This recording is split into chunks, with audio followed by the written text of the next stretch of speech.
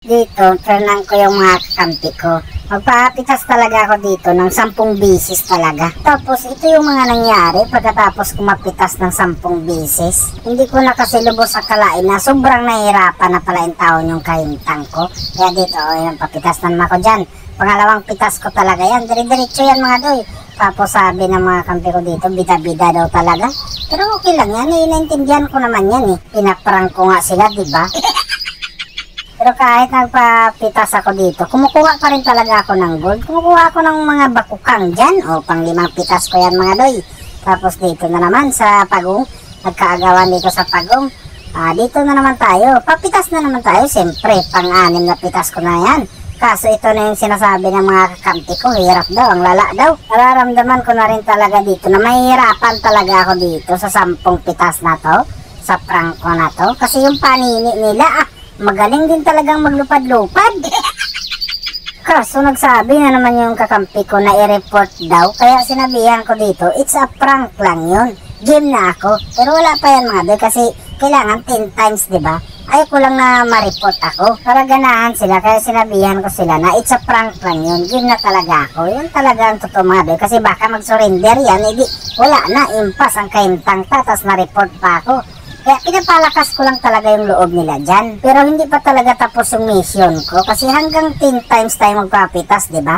O ito, hinabol naman ako ng panini. Nabutan din ako dyan kasi sinadya ko yun eh. Ito na. Hindi na tayo kailangan magpapitas dito dapat mga doy, diba? Pero ito yung mga nangyari inuan. Parang inaabangan talaga nila ako. Kaya nagdire-diretso talaga yung pitas ko dyan.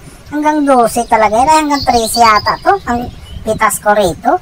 Kaya nagkakamali ako, nahihirapan pala talaga yung kahintang ko. Pero sinusubukan ko pa rin talaga dito sa sitwasyon na to. Kagustuhan ko to eh, kailangan ko magpapitas ng 10. Pero sumubra maninuan, sobra-sobra talaga mga doy. Kasi aabot talaga yan ng 13. Okay tayo, 13 na yung pitas ko dyan. Pero nag-iingat na talaga ako ng gusto niyan, lalo na kay panini na yan.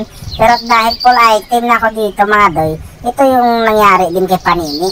Bigla lang din talaga yung taon din siyang nawala sa mapa. Hindi rin talaga yung taon siya nakagimok. Tapos dito, papasukin ko sana yan kaso peligro din ang kahintang. Kaya bumakyard na lang talaga ako. Pinili ko na lang talaga bumakyard. Isa naman masaktan ko sila. O diba, lain kaistanan. Tapos dito, kinuha ko yung blok kasi sabi ng kakampi ko, kunin daw yung blong mananap na to. Tapos yung itong kimidura na to, masyadong may sugin.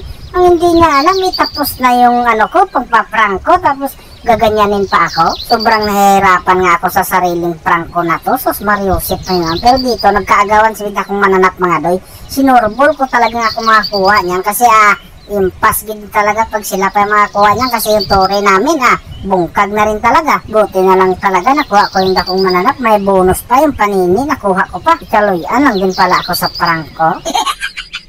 Napakahirap talaga, sa totoo lang yung prank na yung 10 times mga doy kasi malupit din talaga yung tao yung mga kalaban eh. Hindi rin talaga basta-basta kaya ayaw ko nang ulitin to. Sus Mariusip, bahala na yung prank na yan. Buti na lang talaga, narinig ko na naman yung victory.